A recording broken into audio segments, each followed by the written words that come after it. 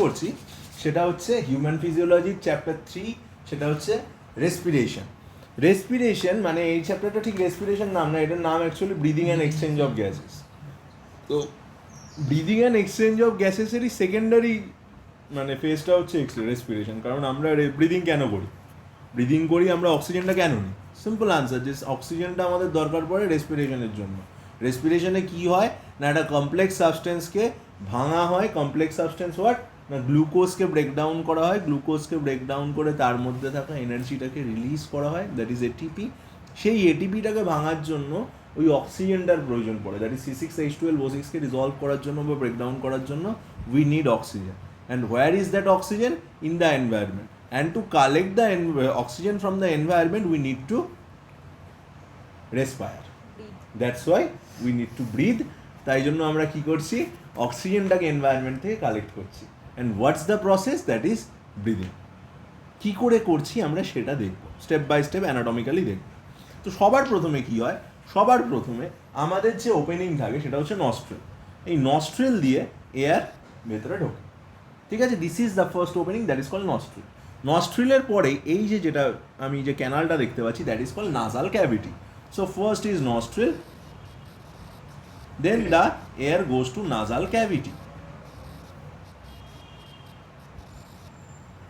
Nostril থেকে nasal cavity যাওয়ার পরে এইখানে নাসাল ক্যাভিটি যেখানে ওপেন হচ্ছে, there is a pore. That pore are called external নেয়ার্স।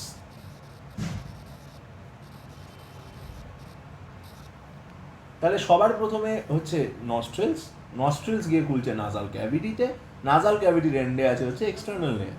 External layer গিয়ে খুলছে এইখানে আবার দুটো পোর ওপেন হচ্ছে একদম ভেতরে, যেটা 3D স্ট্রাকচার আমি হাত দিয়ে দেখাতে পারছি না, that is called internal layers.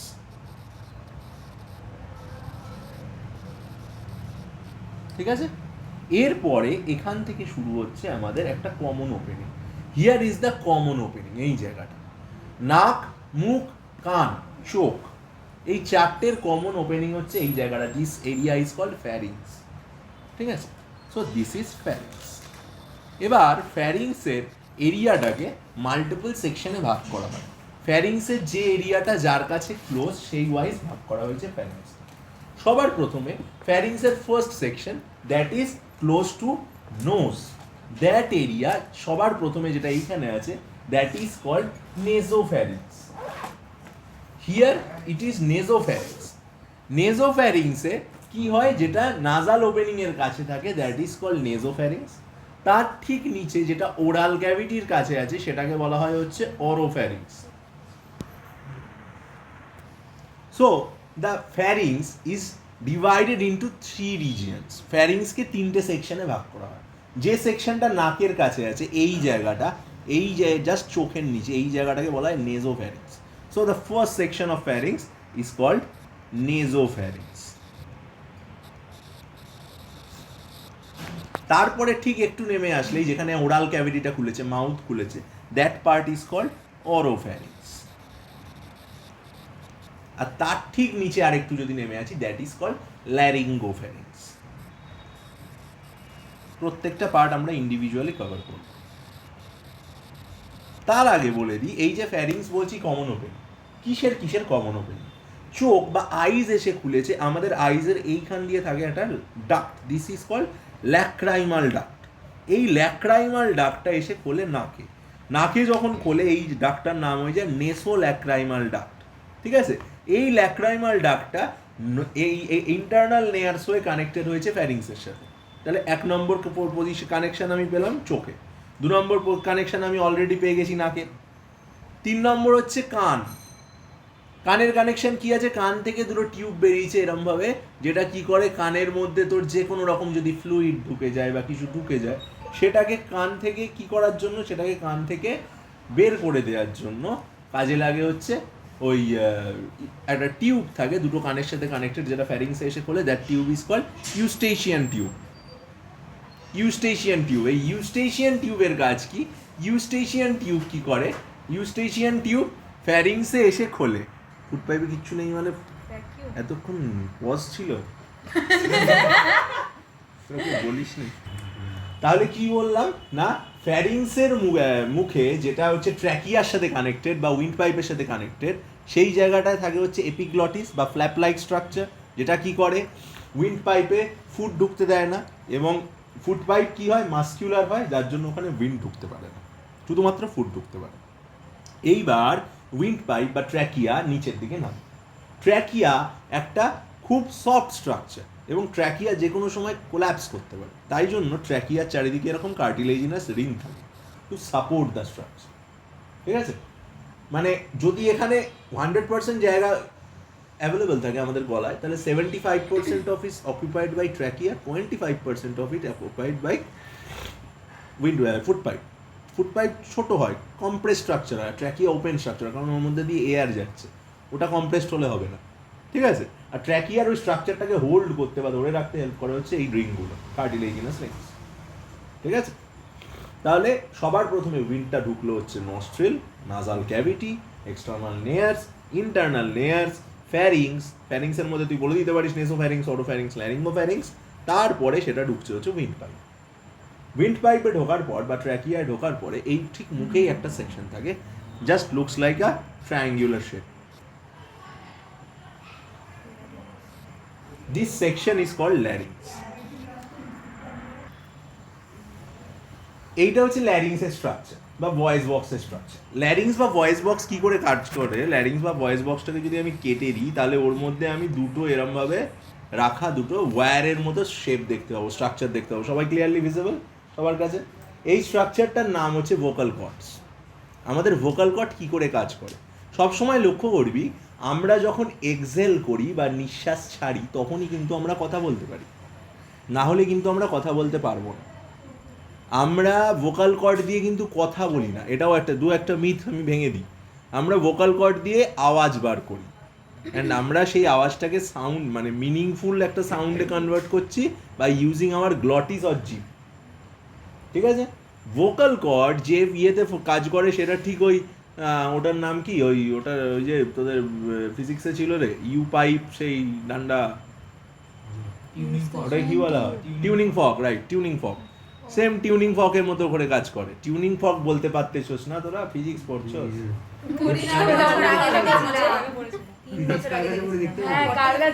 আমি তো পড়িয়েছি এগুলো, টিউনিং ফক টক। আচ্ছা, তো টিউনিং ফক কি করে কাজ করে? টিউনিং ফর্ক হচ্ছে ওই ভাইব্রেট হয়, যে কোনো সাউন্ড যেখান থেকে তৈরি হয়, একই ফাংশন। কোনো একটা জিনিস ভাইব্রেট হয়, ভাইব্রেট হওয়ার ফলে ভাইব্রেশনগুলো বেরোয়, সেই ভাইব্রেশনগুলো আমাদের কানে এসে বা ইয়ারড্রামে পৌঁছায়, সেটা একটা মিনিংফুল সাউন্ড বা কোনো একটা সাউন্ডে একটা আমাদের কাছে কি আসে, রিসেপশন আসে সাউন্ডে। সেম এখানেও দেয়, এই যে ভোকাল কর্ড দুটো আছে, এই ভোকাল কর্ড দুটো জাস্ট লাইক আ টিউনিং ফর্ক ভাইব্রেট করে। ভাইব্রেট করলে এদের থেকে কি তৈরি হয়, ভাইব্রেশন তৈরি হয়, ওয়েভস তৈরি হয়, সাউন্ড ওয়েভস। সেই সাউন্ড ওয়েভগুলো ট্রাভেল করে আমাদের টিম্প্যানামে এসে হিট করে। টিম্প্যানাম মানে আমাদের ইয়ারড্রামের কথা বলছি, ইয়ারড্রামে এসে হিট করে। ইয়ারড্রামে হিট করলে ইয়ারড্রামে সেই সেন্সেশনটা আসে এবং সাউন্ডের রিসেপশনটা কি হয় না, আমরা ইনটেক করতে পারি, নিতে পারি সাউন্ডের রিসেপশনটা। ঠিক এই ফাংশনে কাজ করছে। হ্যাঁ, এইবার বলি ভয়েসের ডিফারেন্স কি করে হয়। ছেলেদের ক্ষেত্রে ভোকাল কর্ডের মোটা হয়, ভোকাল কর্ডটা যত ভোকাল কর্ড মোটা হবে ফ্রিকোয়েন্সি কী হবে, কম কাঁপবে। যত কম কাঁপবে লো পিচ ভয়েস তৈরি হবে, ডেপথ বেশি হবে ভয়েসে। আর মেয়েদের ক্ষেত্রে কী হয়, ভোকাল কর্ডটা শার্প হয়, ভোকাল কর্ড যত শার্প হবে হাই ফ্রিকোয়েন্সি সাউন্ড তৈরি হবে, তাই তো? যেমন গিটারের ক্ষেত্রে আমরা সবাই দেখতে পাই, গিটারের যে তারটা মোটা হয় সেটা ডেপথ সাউন্ড দেয়, ডিপ সাউন্ড দেয় নিচে, আর যে তারটা যত পাতলা হয় সেটা তত উপরের সাউন্ড দেয়, যেটার ফ্রিকোয়েন্সি বেশি, পিচ বেশি। Same as that vocal cord same ইয়েতে কাজ করে। আচ্ছা, এরপরে ল্যারিংসটাকে যদি কভার করি, তারপরে যেটা আছে সেটা হচ্ছে আমাদের ট্র্যাকিয়া, যেটা কি দেখা যাচ্ছে, এরকম কার্টিলেজিনাস রিং দেখা যাচ্ছে যেটা ট্র্যাকিয়াকে সাপোর্ট দিচ্ছে। ট্র্যাকিয়া বরাবর যদি আমি নেমে আসি, ট্র্যাকিয়াটা একটা সেকশনের পরে দুটো ভাগে ভাগ হয়ে গেছে here. This two are called bronchus. ঠিক আছে, ব্রঙ্কাস দুটো গিয়ে ঢুকেছে দুটো লাংসে। ব্রঙ্কাস লাংসে ঢোকার পরে কি হয়েছে, চেম্বারসে ভেঙে গেছে। when a bronchus enters into a lung, সেটা সবার প্রথমে দুটো সেকশনে ভাঙে। these two sections are called primary bronchioles. এই প্রাইমারি ব্রঙ্কিওলস গুলো for the second time they gonna divide. Now I will call it secondary bronchioles. এই সেকেন্ডারি ব্রঙ্কিওলস হওয়ার সঙ্গে সঙ্গে একটা সেট উপরের দিকে চলে যায়, একটা সেট নিচের দিকে চলে আসে, ঠিক আছে? এবং যখন একটা সেট উপরের দিকে এবং একটা সেট নিচের দিকে চলে যায় তখন কি হয়, এইগুলোকে আমি আর টার্সিয়ারি ব্রঙ্কিওলস কিন্তু বলবো না, তখন আমি এগুলোকে বলবো terminal bronchioles. So first one is a primary, then these ones are secondary, and last ones are terminal bronchioles.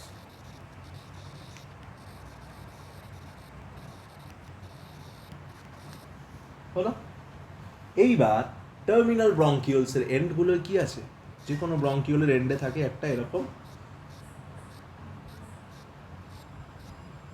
Structure, এই স্ট্রাকচারটার নাম কি? অ্যালভিওলাই। এটা কি করে? এয়ার স্টোর করে রাখে নিচের মধ্যে, তাই তো?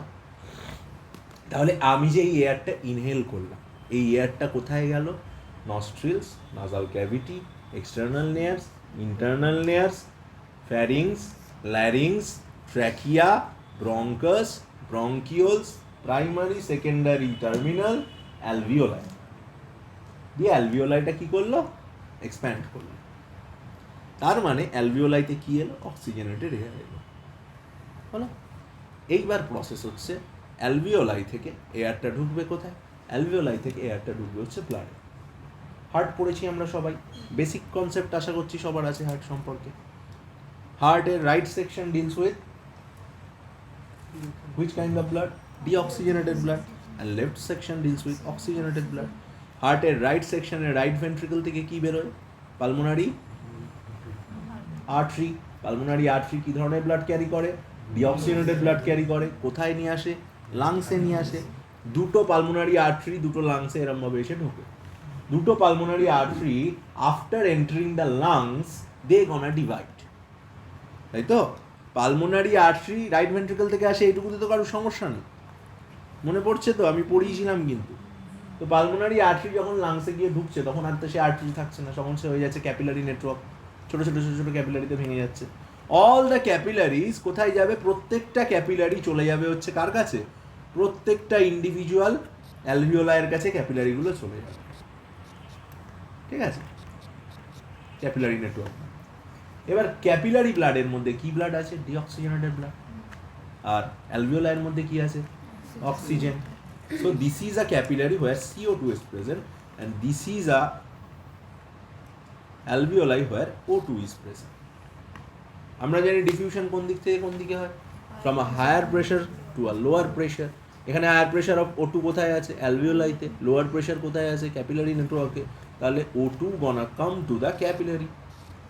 আর CO2 হায়ার প্রেশার কোথায় আছে? ক্যাপিলারিতে। লোয়ার প্রেশার কোথায় আছে?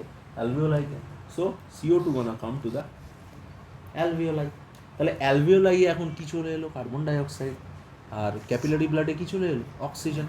সো এই জায়গাটা যদি টোটাল লাং জুড়ে হয় তাহলে the whole blood that comes through the pulmonary artery will gonna developed or changed into oxygenated blood, তাই তো? অক্সিজেনেটেড ব্লাড হয়ে যাবে। আর অ্যালভিওলাইগুলো will be filled with CO2। এবার অ্যালভিওলাইটা ব্যাকফায়ার করে দেবে CO2টাকে, মানে ব্রঙ্কিওলস থেকে একদম ব্রঙ্কাস, ব্রঙ্কাস থেকে ট্র্যাকিয়া, ট্র্যাকিয়া থেকে larynx, pharynx, internal layers, external layers, nasal cavity, nostrils, external environment, বেরিয়ে গেল, এক্সেল করে দিলাম। এরপরে এই যে ব্লাডটা, যেটা O2 ব্লাড, এই যে ক্যাপিলারি নেটওয়ার্কগুলো মিলল, ক্যাপিলারি নেটওয়ার্ক মিলে কি তৈরি হবে? লাংস থেকে বেরোলে পালমোনারি কোথায় যাচ্ছে? হার্টে যাচ্ছে। হার্টের কোন চেম্বারে যাবে? লেফট চেম্বারে। পালমোনারি ভেন হয়ে যাবে, তাই তো? পালমোনারি ভেন হয়ে গিয়ে হার্টের লেফট সেকশন, লেফট এট্রিয়ামে গিয়ে ঢুকবে, হয়ে গেল। এটা তো আমরা পড়েছি অলরেডি। তাহলে এই গ্যাসিয়াস এক্সচেঞ্জটা হচ্ছে লাংসে।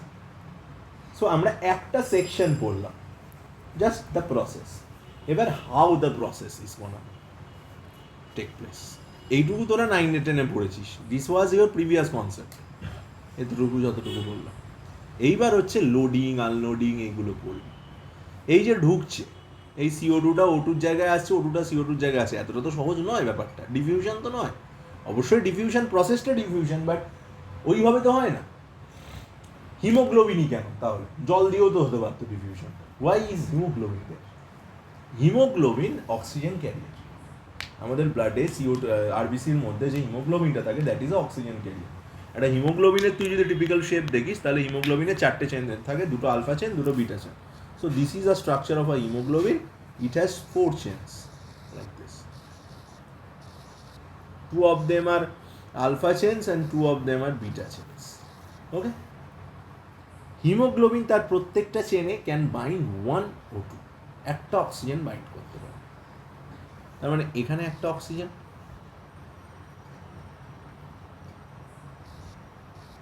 এখানে একটা অক্সিজেন, এখানে একটা অক্সিজেন, এখানে একটা অক্সিজেন। হিমোগ্লোবিন অক্সিজেন বাইন্ড করার পরে it turns into oxy haemoglobin.